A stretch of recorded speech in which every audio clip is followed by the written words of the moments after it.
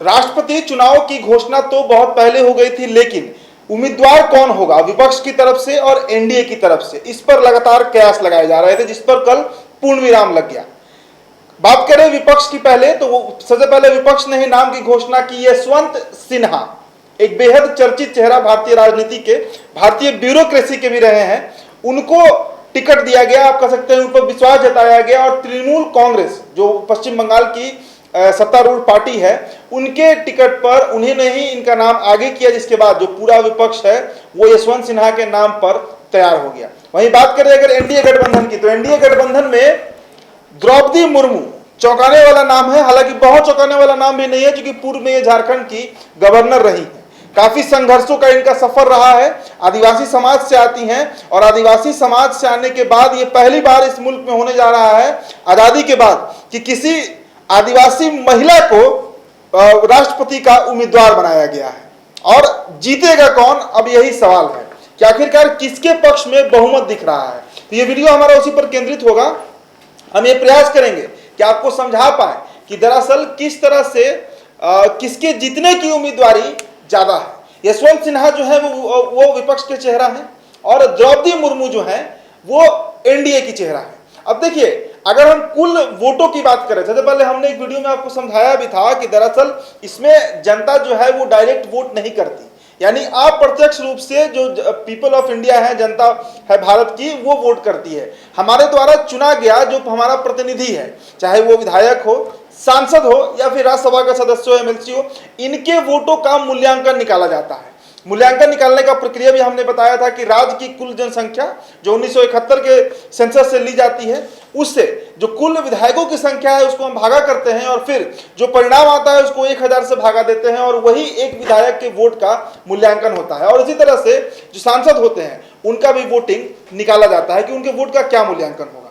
अब देखिए, फिलहाल जो स्थितियां बन रही हैं उसमें एनडीए खेमे में कुल 49% यानी 49% जो वोट हैं वो एनडीए के पास है और 51% जो वोट हैं वो तमाम जो विपक्षी पार्टियां हैं, चाहे वो यूपीए में हो या ना हो, जो निर्दलीय लोग हैं, इनके अगर हम कुल वोटों को जोड़ ले तो उनके पास 51% के आसपास वोट शेयर है। मतलब अगर सारी विपक्षी पार्टियां एक हो जाती हैं तो ये मानकर चलिए कि यशवंत सिन्हा इस देश के अगले राष्ट्रपति बनने जा रहे हैं। तो चलिए सीधे आंकड़ों से आपको समझाते हैं कि कैसे वोटिंग होगी, किस पार्टी के उम्मीदवार ज्यादा मजबूत दिख रहे हैं। देखिए, मैंने आपको पहले ही बताया कि 49% वोट शेयर एनडीए के पास है।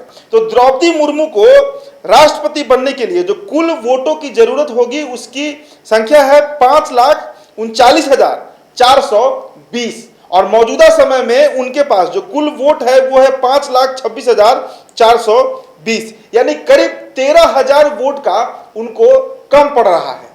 तो ओडिशा से आती हैं, आदिवासी समुदाय से आती हैं, तो ये मानकर चला जा रहा है, ये कयासें लग रही हैं कि जो बीजेडी है, बीजू जनता दल, जो ओडिशा की सत्तारूढ़ पार्टी है, नवीन पटनायक अपने राज्य से आने वाली एक आदिवासी महिला के लिए अगर एनडीए के पक्ष में वोट कर देते हैं तो उसकी कुल काउंटिंग जो होगी वो 33,000 के आसपास होगी। मतलब सिर्फ अगर बीजेडी समर्थन कर दे रहा है द्रौपदी मुर्मू को तो वो राष्ट्रपति बन जाएंगी।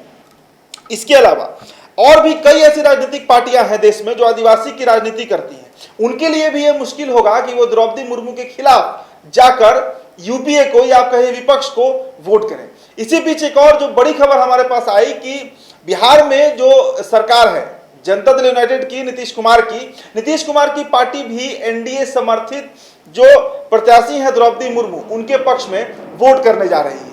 वाईएसआर की बात कीजिए, तेलंगाना में है, तेलंगाना में अगर वाईएसआर भी सपोर्ट कर देती है तो द्रौपदी मुर्मू को, तो इनको करीब करीब 6 लाख के आसपास वोट हो जाएगा, जो वोट के कुल शेयर का लगभग 58% के आसपास द्रौपदी मुर्मू को मिलेगा। तो ऐसे में यशवंत सिन्हा के लिए यह बहुत टफ समय है, क्योंकि उनके पास अभी जो एकदम काउंटिंग वाला वोट है जिनके पास, यशवंत सिन्हा के पास, वो 3,70,709 है, मात्र 3,70,709, जबकि राष्ट्रपति बनने के लिए जो कुल संख्या है वो 5,39,420 है। तो जब तक पूरी विपक्ष एक नहीं होती है, चाहे वाईएसआर की बात कीजिए, स्टालिन की बात कीजिए या फिर बीजेडी की बात कीजिए जो उड़ीसा में दल है, ये तमाम लोग जब तक यूपीए के प्रत्याशी यशवंत सिन्हा को सपोर्ट नहीं करते हैं तब तक उनके लिए राष्ट्रपति बनना बहुत मुश्किल है।